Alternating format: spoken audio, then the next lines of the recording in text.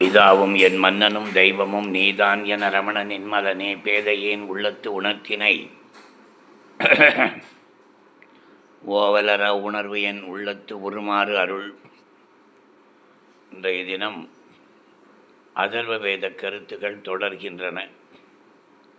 கைகளின் ஆற்றல்.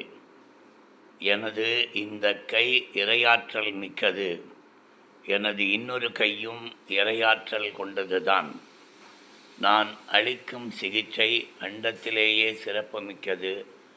நான் உன்னை தொடுகிறேன், நீ நலமடைவாய். 4ஆம் காண்டம் 13ஆம் சூக்தம் 6ஆம் மந்திரம். அதாவது, ஒருவரை தொடுவதன் மூலமாகவே நாம் புனிதமானவர்களாக இருந்தால் நம்மால் அவர்கள் எந்த வியாதியையும் குணப்படுத்த முடியும். இது ஒரு உண்மை. இதை வேதம் சொல்லுகிறது. நான் உன்னை தொடுகிறேன், நீ நலமடைவாய். அடுத்த மந்திரம். எனது வலது கையில் செயலாற்றும் வலிமை உள்ளதால் இடது கையில் வெற்றி நிலை பெற்றுள்ளது. நான் செல்வத்தை வெல்வேன், பசுக்களை வெல்வேன், பொன்னை வெல்வேன். 7ஆம் காண்டம் 50ஆம் சூக்தம் 8ஆம் மந்திரம். வாக்கு. வாக்கில் 4 வகைகள் உண்டு. 3 வகைகள் மறைந்து வைக்கப்பட்டுள்ளன. 3 வகைகள் மறைத்து வைக்கப்பட்டுள்ளன. இறைவனை உணர்ந்தவர்கள் அவற்றை அறிவார்கள். 4வது வகை வாக்கையே சாதாரண மனிதர்கள் பேசுகிறார்கள். தெய்வத்தோடு பேசும்போது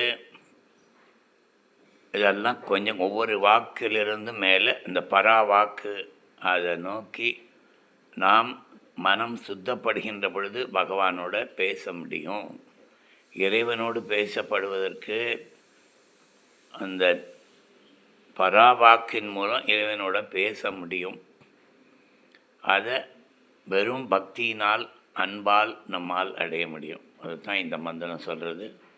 9ஆம் காண்டம் 10ஆம் சூக்தம் 27வது மந்திரம்.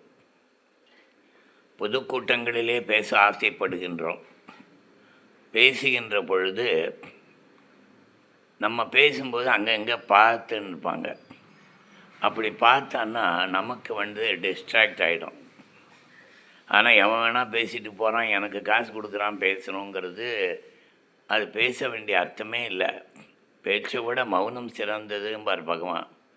மணிக்கணக்கில் பேசினே இருக்கிறத விட 4 வார்த்தை மௌனத்தில் சொல்ல முடியும். மௌனம் இடையராது பேசக்கூடிய ஆற்றல் மிக்கதும்பார் பகவான். ஆனால் பேசணும்னு ஆரம்பித்தா சில கருத்துக்களை சொல்லித்தான் ஆகணும். விளக்கத்துக்காகத்தான் பேசுகிறோம். சில கருத்துக்களை விளக்குவதற்காகத்தான் பேசுகின்றோம். ஆனால் சபையில் எல்லாரும் பேசியிருந்தாங்கன்னா நல்லா இருக்காது. அது கேட்கவே அது பேசாமல் இருக்கலாம். பல மீட்டிங்கில் யாரையும் பேசியிருந்தாங்கன்னா நான் நிறுத்திடுவேன். நீங்கள் பேசி முடிங்க, நான் அப்புறம் பேசுகிறேன்னுவேன். இல்லைன்னா வெளியில் போயிடுங்க, உங்களால் முடியலன்னா நான் போயிடுறேன், இதோடு நிறுத்திக்கிறேன், எனக்கு சன்மானமெல்லாம் தேவையில்லை, நான் சில கருத்துக்களை சொல்வதற்காக வந்திருக்கிறேன். இது வேதம் கொடுக்குற தைரியம். வேதம் சொல்கிறது பாருங்கள். அதாவது மேலை நாட்டவர்கள்லாம் என்ன பண்ணுவாங்கன்னா, அவங்க பப்ளிக் ஸ்பீக்கிங் அப்படின்னா புக்கெல்லாம் போடுறான். அதில் என்ன சொல்கிறான் ஒரு கருத்து, சபையை அப்படியே பார். எல்லாரும் பலவிதமான மக்கள் இருப்பாங்க. படித்தவங்க இருப்பாங்க, படிக்காதவங்க இருப்பாங்க. எல்லாருடைய கருத்துக்களும் உங்ககிட்ட வரணுங்கிறாப்பில் நீ எல்லாரையும் பாரு. அந்த சபைக்கு தகுந்தாற்போல் பேச வேண்டிய உன்னுடைய அறிவு அங்கே சொல்லப்படவில்லை. வந்தாச்சு, இந்த மக்கள் எப்படி இருக்காங்க, அவங்களுக்கு என்ன சொல்லணும் அப்படிங்கிற அறிவோடு பேசணும். இது எல்லாத்தையுமே வச்சுன்னு ஒரு மந்திரம் சொல்கிறான் வேதத்தில். எனக்கு ரொம்ப பிடிச்ச மந்திரம். சபையில் நான் வெல்வேன். பாருங்கள், இந்த சபையில் உட்கார்ந்திருப்பவர்களின் அறிவை, வலிமையை நான் கவர்ந்து விடுவேன்கிறான். நான் கவர்ந்து விடுவேன். இறைவா, இவர்களிடையே என்னை வளமிக்கவனாக செய்யுங்கள். அதாவது நீங்கள் சபையில் பேசும்போது நீங்கள் சொல்கின்ற கருத்துக்கள் இதுவரை மற்றவர்கள் கேட்டிராத கருத்துக்களாக இருக்கணும். அப்போ தான் பேச்சு சுவாரஸ்யமாக இருக்கும். புதுசாக சொல்கிறாரு, இறைவனோடு பேச முடியும்னு நான் சொல்கிறேன். உடனே எல்லோரும் அது எப்படின்னு பார்ப்பாங்க. அதுக்கப்புறம் அவங்க உள்ள மனசில் எடுத்துக்கிறது இல்லை. இதெல்லாம் நமக்கு இப்போ நாட் பாசிபிள் அப்படிங்கிறாப்புல இருக்காங்க. அது உண்மை அல்ல. நீ சொல்லும்போது க்ளீனாக பேசணும். அதுதான் சொல்கிறான். எங்கெங்கோ அலைந்து கொண்டிருக்கும் உங்கள் மனத்தை இந்த சபையை நோக்கி வரச் செய்கிறோம். திடீர்னு நம்ம பேசும்போது ஏதோ ஒரு கருத்தை சொல்லுவோம். அது உடனே வீட்டு நினைவு, நண்பர்கள் நினைவு, ஏதோ ஒன்று அங்கே போய்டும் மனசு. ஆனால் நான் அப்படி போக விட மாட்டேன். உங்கள் மனம் என்னில் நிலைத்து மகிழட்டும்.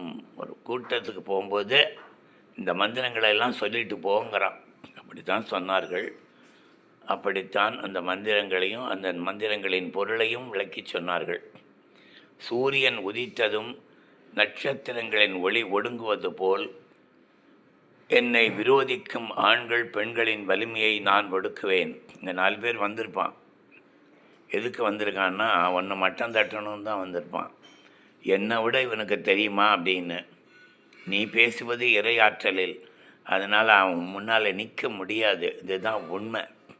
அதைத்தான் சொல்கிறான். என்னை விரோதிக்கும் ஆண்கள் பெண்களின் வலிமையை நான் ஒடுக்குவேன்.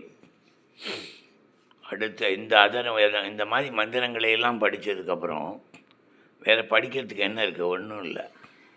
அதனால் அவங்களால் வெறும் வேத புத்தகத்தையே தொடாதவன் நம்மளோட ஆர்கியூமெண்ட் பண்ணி ஜெயிக்க முடியுமா? நிச்சயமாக முடியாது. ஏன்னா சில நுணுக்கங்கள் அந்த வேதத்திலிருந்து நம்ம தெரிஞ்சுக்கிறோம். அதுதான் உண்மை. சூரியன் எழுந்ததும் உறங்குபவர்களை கவர்ந்து விடுவது போல் நான் வருகின்ற போதே என்னை பார்க்கும் விரோதிகளின் வலிமையை கவர்ந்து விடுகிறேன். நான் அந்த ட்ரெஸ் கோடு கூட அதனால தான். இந்த சபையில் நீ வரும்போதே உன்னுடைய தோற்றமே அவர்களுக்கு மகிழ்ச்சி அளிக்கணும். அந்த மாதிரி ஒரு தோற்றத்தோடு சொற்பொழிவாற்றும் போது இவ்வளோ இன்னும் அதை பற்றி விளக்கமாக சொல்கிறாங்க. நான் மிகச்சிறந்த 4 மேற்கோள்களை மட்டும் இங்கே சொன்னேன். ஓம் நமோ பகவதே ஸ்ரீரமணாய.